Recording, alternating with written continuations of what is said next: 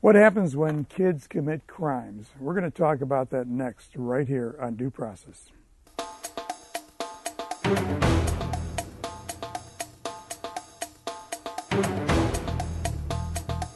Major funding for Due Process is provided by Meade Lexus of Southfield and Meade Lexus of Lakeside, offering a large selection of new and pre-owned certified premium vehicles. What if your car didn't come from a factory, but out in the world where you actually drive? You can find out at lexus.com/allnewrx. And by WWJ News Radio 950, keeping you up to date with the latest news, traffic, weather, sports, and business information 24 hours a day, 7 days a week. Hello, I'm Henry Baskin, and this is Due Process. We talked about before the break when kids commit crimes, what happens. Toward that end, we've invited two experts on, as we usually do here on Due Process.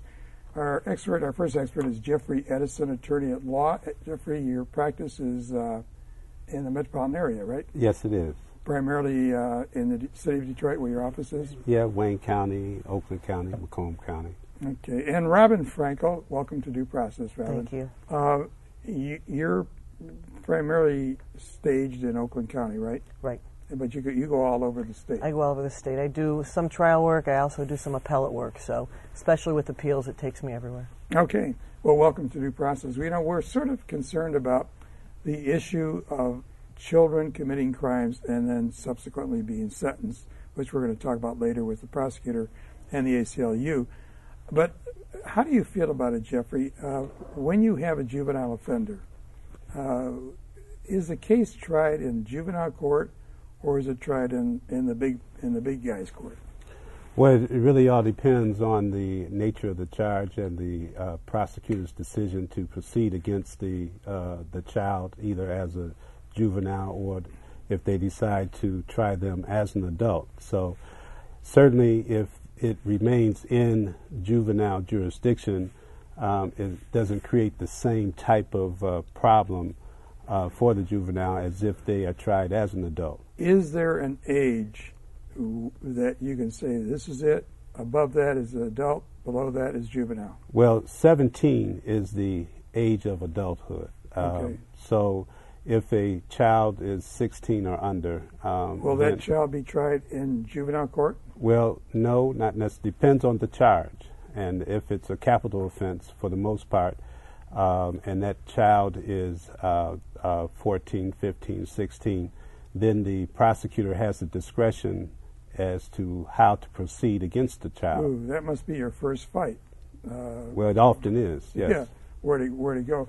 Robyn, you recently represented a juvenile, didn't you, in the rib rack murder case? Right, and that was a trial that I worked with Mitch Robitwer that we tried in Oakland County. In fact, the case resulted in a hung jury. Is going to be retried beginning on Monday, the 9th of November. So, how old was that child? He was 15 at the time that he was alleged to have been involved in this murder. 16 when we tried it the first time. Okay, so and he was as charged. Jeffrey said 17 is the age. But he was charged by the prosecutor's office as an adult. They have the charging discretion. So once the prosecutor makes the decision to bring this charge as an adult, you're dealing with the adult court and with the adult rules. What makes them charge a juvenile as an adult? The severity of the alleged crime? I'm sure that that's one of the factors, and maybe your prosecutor guest might be the best person. They probably have limits on the amount of information in front of them when they're making the decision on how to charge. Does it have to do with the child's height, weight, any no, of that stuff? I would suspect it's based primarily on the severity of the offense. I don't know if Jeffrey wants to jump in on that. Yeah, I think the severity of the offense has a lot to do with it. I'm sure the prosecutor will tell you that they also consider the child's background in terms of prior contacts with the system, not only the particular charge, but the special circumstances of the case, is also considered.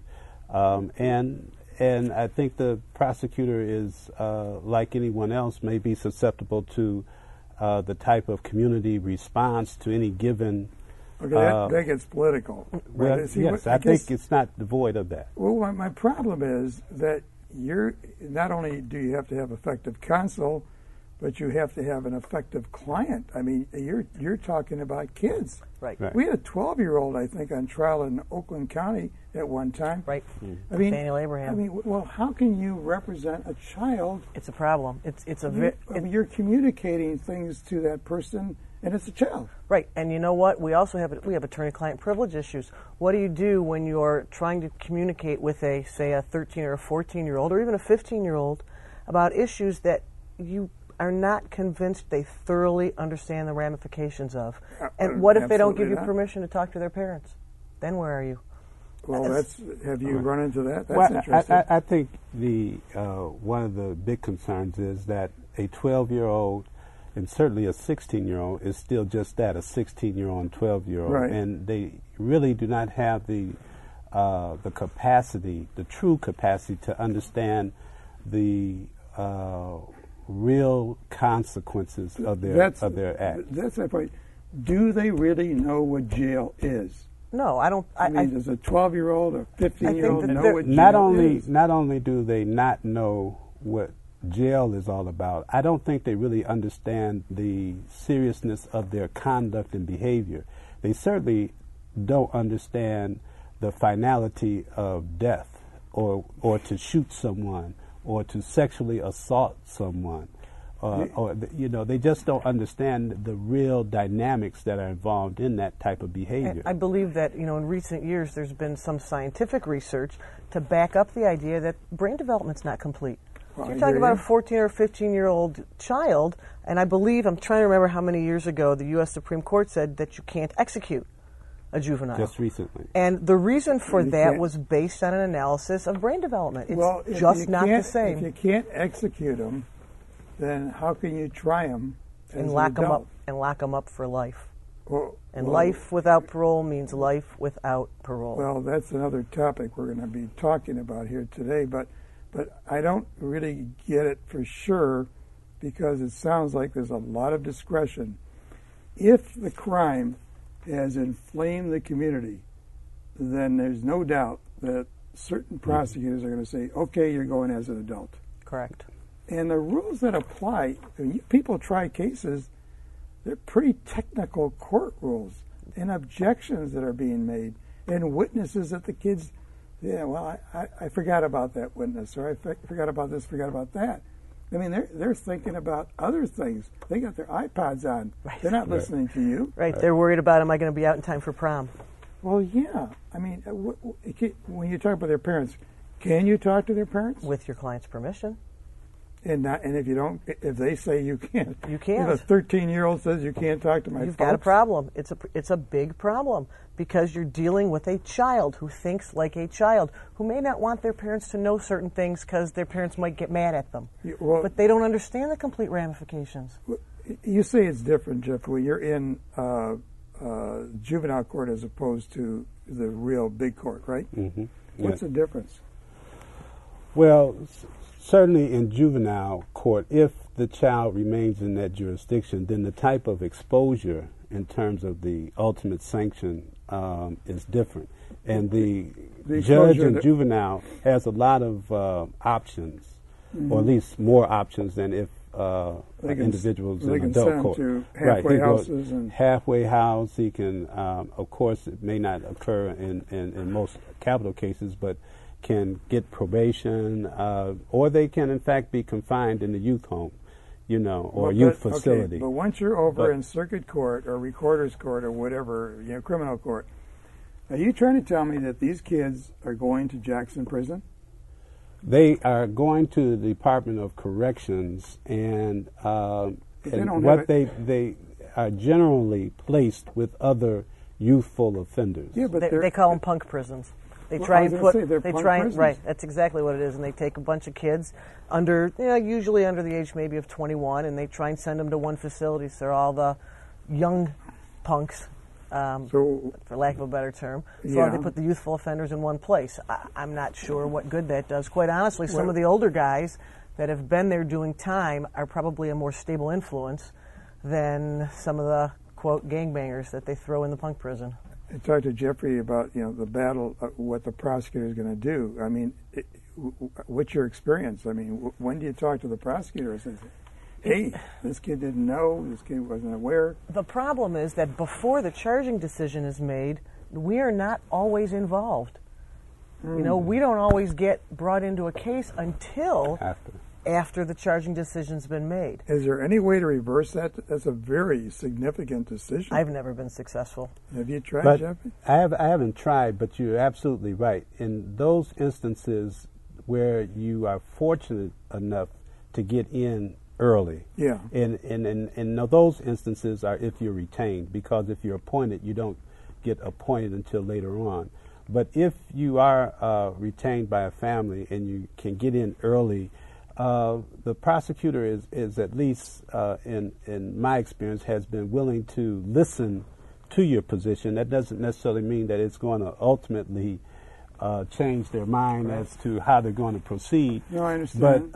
But if you could get in early, that's the best time to try to persuade them of the equities involved in the case, and ultimately they may decide not to charge as an adult and leave the person in the juvenile system. We talk about the different factors that the prosecutor might consider, and we talked about background of the child.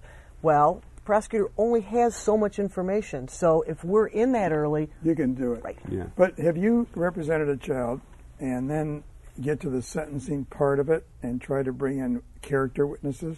Sure, although, it's different now. Years ago, even a child tried as an adult, a judge had the ultimate decision on whether to sentence as a juvenile or an adult. Right. Today, that discretion doesn't exist. So if you're tried as an adult, you're sentenced as an adult. Right. But you have a chance to bring in character witnesses. Certainly. Sure. So who are you bringing in? The guys that you run the streets with? Hopefully not. Hopefully you can find something better than that. Teachers? Well, not only that, you try to, and here again the family really is important, because you want to identify persons who have known the child throughout their development. Sort of mitigate the punishment. Yes. Family, friends, educators, church members, if possible, and just because you want to give more of a holistic impression. At that point, you change from being a lawyer to a social worker. Oh, yeah, yes, absolutely. Yes. In many ways, dealing with children, the social worker comes to the forefront a lot of times. Really? Right. Yeah, it has to. I mean, and what about the past records? I mean, I'm not certain if in adult court a juvenile's record can be put out there for the jury. Sometimes. Can be. Sometimes, under certain circumstances. And certainly, if there's a conviction, it's always going to come in terms of a disposition. If you get a juvenile who's committed a crime, say maybe a felony, and convicted of a felony, is there any chance that that 14-year-old kid is going to get his record expunged so that, and I'm not talking about the Holmes Youthful Training Act, I'm talking about whether or not you can ever give this kid another chance in life to get on with it and get a job without people knowing about it. If it's a juvenile conviction, it is not supposed to be disclosed publicly. Okay. But if it's an adult conviction, it's public, and that's the end of. Well, the thing is that many cases you can come back years later and ask for an expungement, but not with the most violent or significant offenses, assaultive offenses, the sort that a juvenile is probably going to be automatically waived up. With a manslaughter conviction or some sort of a homicide conviction. Sexual assault. You're not going to get those expunged. Not as an adult, not as a kid. How many punk prisons do we have in Michigan? You know what? I can't answer that. I don't know. I mean, more than one, I'm sure. Yeah. And the girls are separated, obviously. Yes. I'm going to guess, and I don't know the answer for this for sure. I only know of one women's prison facility.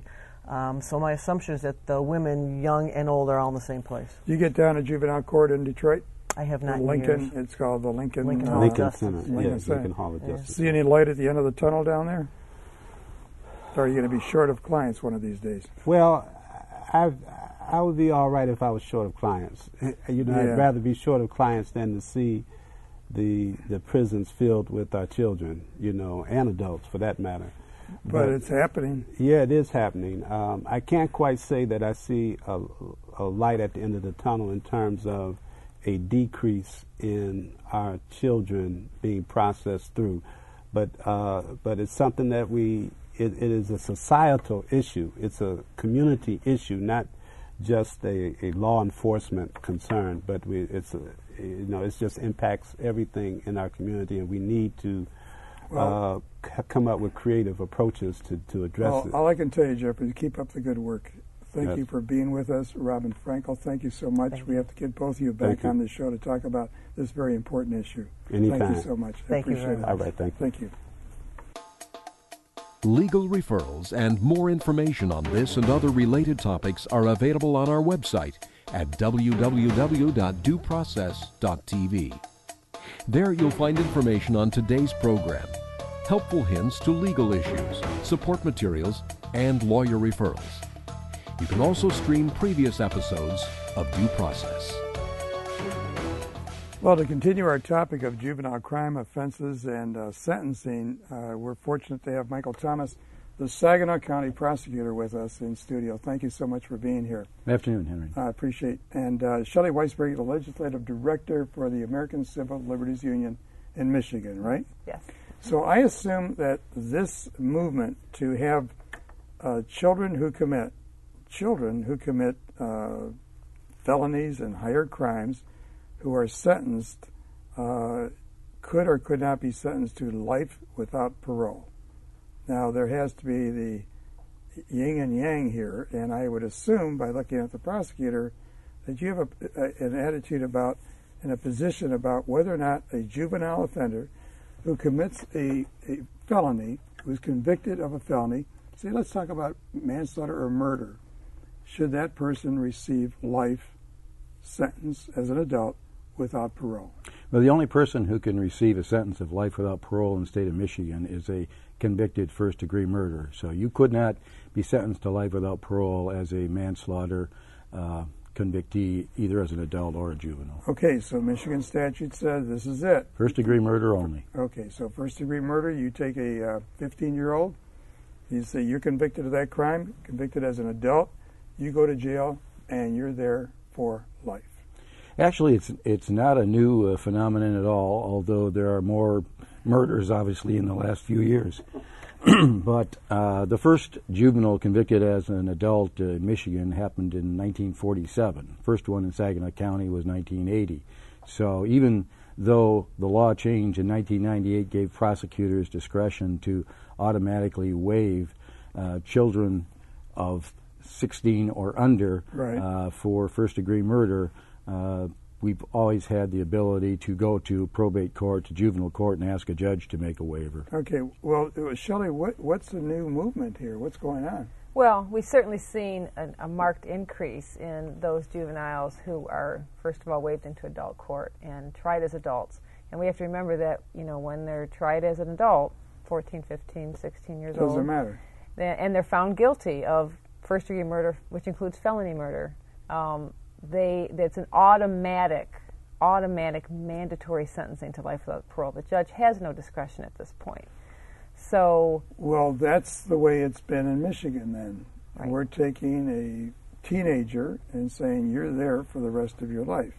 Exactly. Okay, and you feel that that should be altered in some way? Well, when the laws changed during the 90s to give, first of all, prosecutors more discretion to automatically waive without judicial oversight. Mm-hmm. We've seen an increase now. We have over of the under 17-year-olds. We have over 160 such juveniles in prison right now. Right, and a good half of them, it was felony murder. They did not pull the trigger. They were aiders and abettors. Now, there's always going to be... Well, they were involved. They were involved, certainly. And we're not suggesting... The ACLU is not suggesting that they don't be punished. What the ACLU is suggesting with this legislation that we've been advocating for the last 6 years is that in terms of juveniles, that they are different than adults. Juveniles, we treat juveniles differently in this society because we do see them differently as adults. We don't let them, no matter how brilliant they are, no matter how immature they are, we don't let them drive till a certain age. We don't let them buy cigarettes. We don't let them vote. We don't let them have liquor. I understand, but here the prosecutor Michael Thomas makes a decision, as we talked earlier, before as to what court it's going to. For some reason, he'll make a decision that this child will be tried as an adult in an adult court. Mm-hmm. So how do you distinguish between the rules that apply to the teenager as opposed to a 25-year-old person? I mean, how can you make that distinction? Well, we haven't, in Michigan, we have our age of adulthood for criminals is 17. So at the very least, it seems to me that if you're under 17, you should not be tried as an adult. Okay, but you make that decision. You've made it. Prosecutors make that decision. They've made that decision, frankly, since the beginning of time in the state of Michigan in terms of criminal justice system. Previously, we used to have to go to a judge, which we still can do, go to a probate judge, a juvenile family court judge, and say, Judge, this child's previous institutional record here has been awful. He's been convicted of this crime, that crime. Based upon all this, plus, since we're talking about life without parole here, plus the new crime of first-degree murder, we would ask you to go ahead and waive that person over, and if the judge waives that person over, then that person is going to be tried in an adult court. But doesn't the judge listen to you as a prosecutor as to what he or she should do? Sometimes, and we don't get every waiver we request in family court granted, but most of them are. And then we have a new law as of 1998 in the state of Michigan, which gave the prosecutors in the Juvenile Justice Act the discretionary authority to waive a juvenile over to be tried in adult court for certain crimes, and the one we're talking about today is first-degree murder. So we can exercise that discretion as part of our function under state law. Well, I don't want to get into why we put people in jail or why we electrocute people or why it's life without parole. But if you take a child and say, okay, he's committed or she's committed felony murder, that's the end of his or her life. Well, if they're convicted. I would disagree in this regard. It's not the end of their life. They still have a life, albeit inside of a prison, and we'll talk about one other alternative, and that's the alternative commutation of their sentence by the governor. But unlike the victim of the crime, who's dead, and their survivors spend the rest of their life doing life without their loved one, in the instance of the convicted juvenile of first-degree murder, they can spend their life in an institution, they can email anybody, they can study anything they want to, they can communicate with anybody they want to, they can have visitors, they can have recreation, they can educate themselves, they just can't leave unless a governor commutes their sentence. Well, but that's their world for the rest of their life, theoretically. And, right. And that may be, I think that's glorifying, frankly, I think that's really glorifying prison time. There are not. I mean, for instance, if you're a juvenile, if you're sentenced to life in prison without parole, you're at the bottom of you're at the back of the line in accessing any type of service. Shelli, what do you propose? Well, we propose in the legislation that we've been advocating for that for juveniles that we remove the mandatory life sentencing, that they should be sentenced differently than adults, even if they're tried as adults. Yes, we would prefer to have, and we've asked for judicial discretion over their sentencing, because we have judges that, have no say over whether this juvenile should be tried as an adult or not. They're in their adult court. Well, someone said you're going to adult court. Now, that was the prosecutor said they're going to adult court. Right. So we've got a judge who's,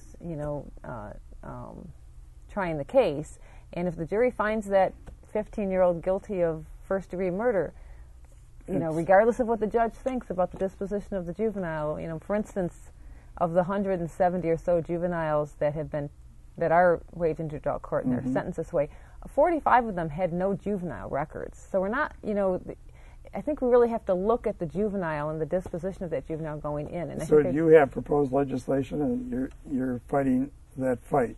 Yes, we would prefer to see for juveniles that the mandatory sentencing be And Michael, as far as eliminated. you're concerned, when you go in and you talk about the record, talk about the history, you're pretty well convinced that you're asking for a trial in a adult court, and you. No, we understand what the ramifications are, and in the majority of homicide cases in the state of Michigan, most prosecutors exercise their discretion to try a juvenile for something less than first-degree murder. They do?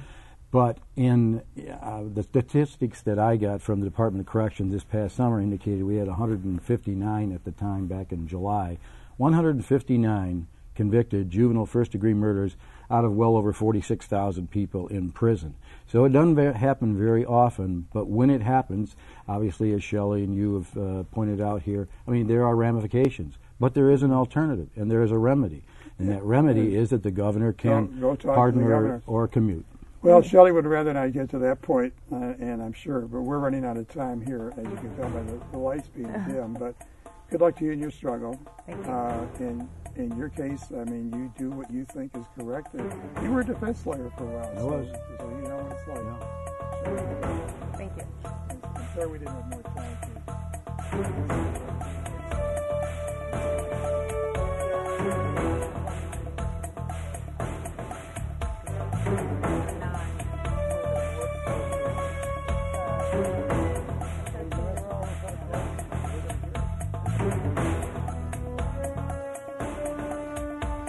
Major funding for Due Process is provided by Meade Lexus of Southfield and Meade Lexus of Lakeside, offering a large selection of new and pre-owned certified premium vehicles.